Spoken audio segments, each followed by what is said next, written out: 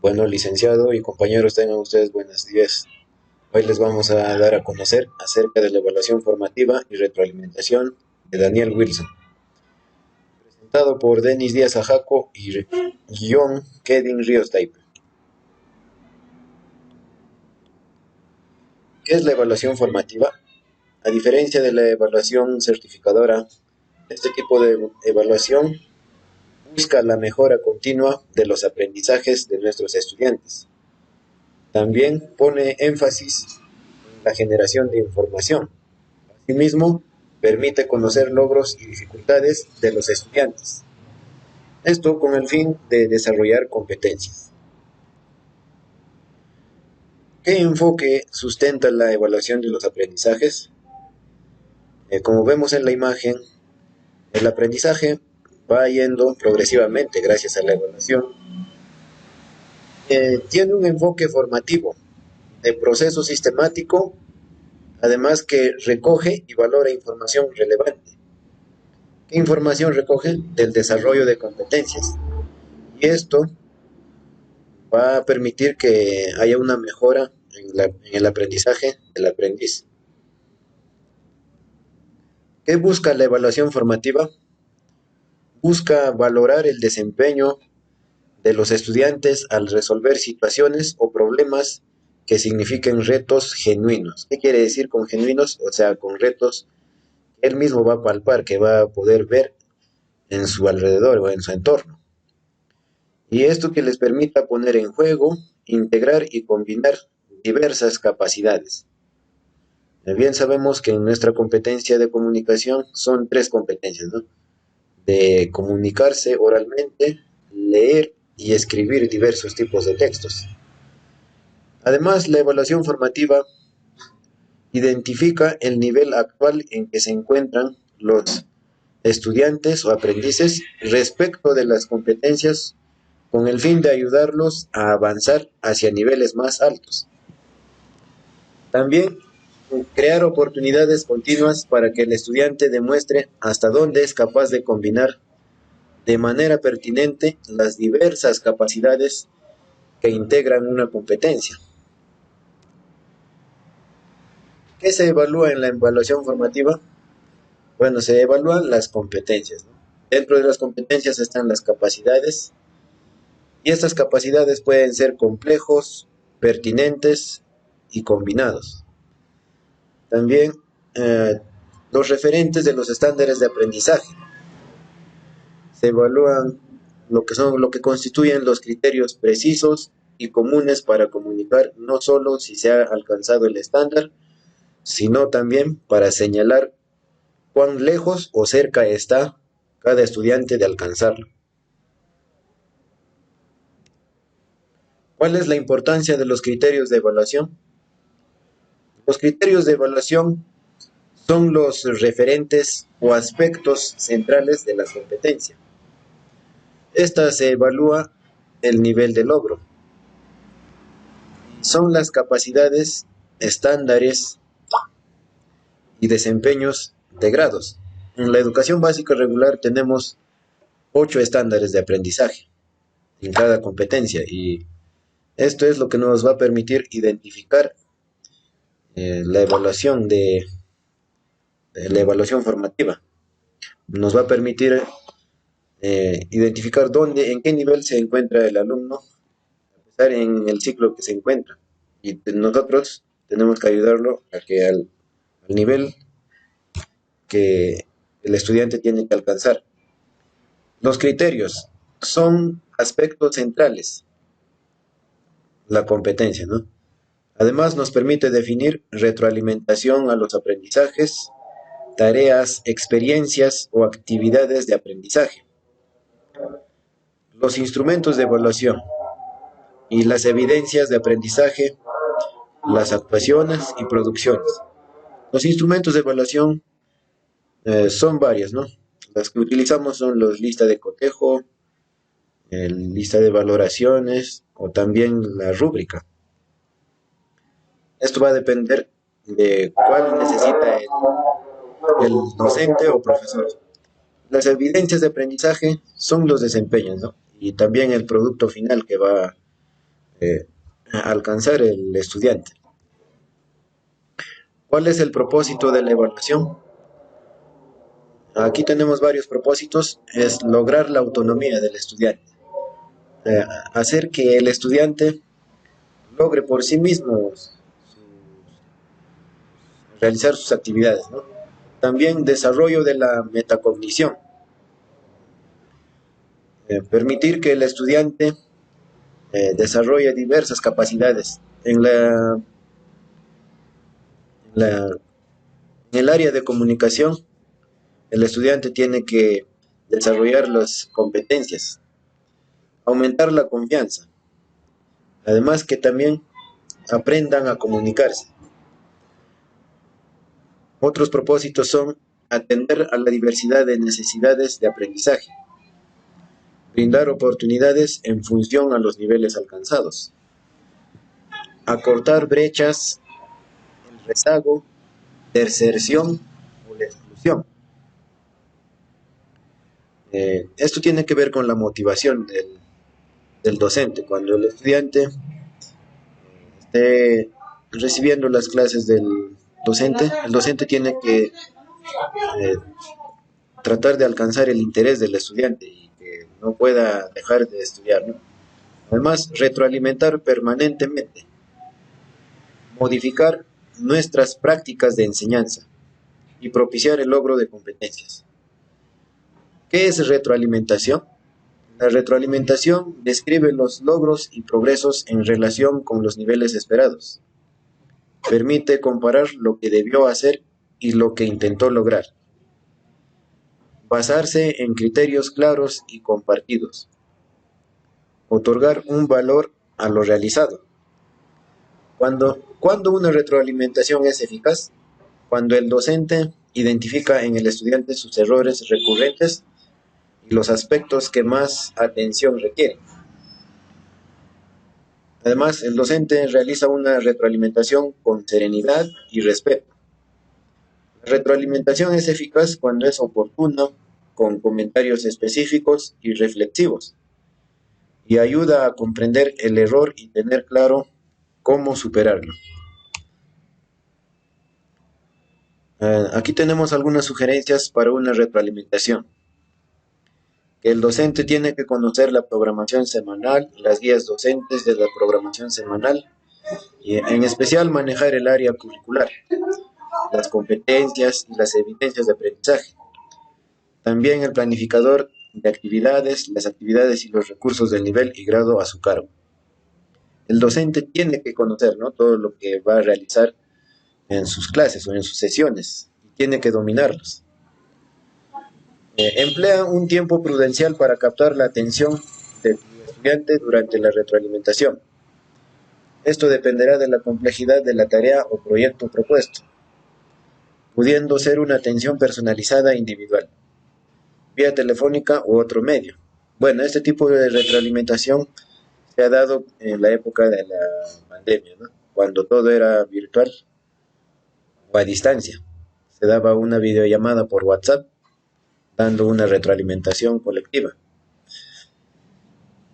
Además, el docente emplea estrategias de retroalimentación que promuevan la reflexión y la autonomía de tus estudiantes en el logro de sus aprendizajes. Como sabemos, hay diferentes tipos de retroalimentación y el docente tiene que utilizar las que tienen que ser pertinentes y oportunas. La retroalimentación elemental, o entre otros, ¿no? Inicio de la retroalimentación solicitando a tu estudiante que describa la tarea, el trabajo o el proyecto desarrollado en Aprendo en Casa. Este caso es cuando fue en la pandemia, como vuelvo a repetir, pudiendo ser la secuencia didáctica. Ya eso se ha dado en la pandemia. La retroalimentación formativa de una sesión de aprendizaje en el área de comunicación. Aquí tenemos un ejemplo de cómo retroalimentar. Por ejemplo, tenemos el propósito, leer afiche para identificar sus características y propósito. En base al propósito es lo que tenemos que realizar la retroalimentación. Tenemos la imagen, ahí está en un afiche con sus respectivas partes, imágenes, títulos o eslogan. Y se presenta este caso, ¿no? El afiche comunica un mensaje a través de textos escritos e imágenes. Los textos son breves y cortos. Unos textos se presentan en letras grandes y otros en letras más pequeñas. Las letras grandes facilitan la lectura desde lejos. Los colores y dibujos ayudan a la comunicación del mensaje y llaman la atención de los lectores. Para poder retroalimentar, el docente tiene que realizar estas preguntas. ¿Quién escribió el mensaje? ¿Qué debemos cuidar? ¿Y para qué se elaboró el afiche? Y el estudiante tendrá que responder, ¿no? ¿Para qué se elaboró el afiche? Para ayudar a las personas. Los estudiantes responden para ayudar a las personas, pero entonces el estudiante responde de manera muy general y no precisa el propósito del texto, pues no especifica de qué manera el afiche sensibiliza a las personas para que hagan un buen uso del agua, que es un recurso valioso. El docente observa y lee nuevamente el afiche. ¿Para qué se elaboró el afiche? Pregunta el docente y el estudiante dice, para ayudar a las personas. El docente vuelve a hacer otra pregunta. En el afiche, ¿dónde dice ayudar a las personas? Y el estudiante dice, no dice ayudar a las personas. Ah, ya, entonces aquí se da cuenta que no encuentra ese enunciado, ¿no? Donde que dice que tienen que ayudar a las personas. Y el docente dice, ¿qué dice en el afiche? Y el estudiante se da cuenta por fin que no debemos desperdiciar el agua y debemos cuidarla. El docente hace otra pregunta. Entonces, ¿para qué se elaboró el afiche? Y el estudiante dice, para que cuidemos el agua y no la desperdiciemos.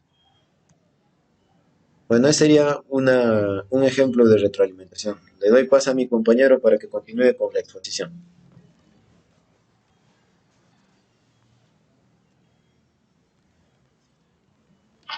Buenos días, compañeros. Buenos días. Prosiguiendo con la exposición, voy a exponer qué es la retroalimentación. La retroalimentación es un proceso que aporta información sobre las competencias de los estudiantes, sobre lo que sabe, lo que hace y la forma en cómo actúa. La retroalimentación permite describir el sentir, pensar y actuar de los estudiantes en su contexto. Es una descripción de hechos, percepciones y sentimientos. Es un proceso natural que se da en diferentes contextos de la vida. Es un proceso de diálogo continuo que se dirige a comportamientos que se puedan cambiar.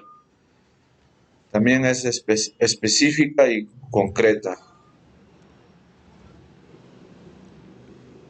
¿Qué no es la retroalimentación? Es reproche, crítica, consejo, interpretación. Una manera de legalizar la agresión, el castigo, general o abstracta, dirigida a aspectos fuera de control del estudiante. Inoportuna y desproporcionada. Un proceso impuesto sin opción a acuerdos. Eso vendría a ser lo que no es la retroalimentación. ¿Cuándo podemos utilizar la retroalimentación? Lo mejor que es la retroalimentación sea constante, es decir, que nunca se dejen de aprovechar las instancias en que puede efectuarse. Por ejemplo, cuando entrego los resultados de una evaluación, cuando se realizan exposiciones orales, cuando un estudiante responde a una pregunta en la sesión de aprendizaje, cuando un estudiante se equivoca, cuando un estudiante acierta y cuando aportan a la clase, también cuando no participan. Ahí se puede utilizar la retroalimentación. Tenemos escalera de retroalimentación. Tenemos 4: aclarar, valorar, expresar inquietudes y hacer sugerencias. La escalera de retroalimentación es una herramienta que ayuda a cultivar una cultura de la valoración. Es una guía que puede ayudar a otros a apoyar la indagación en el aprendizaje, estableciendo una cultura de confianza y apoyo constructivo.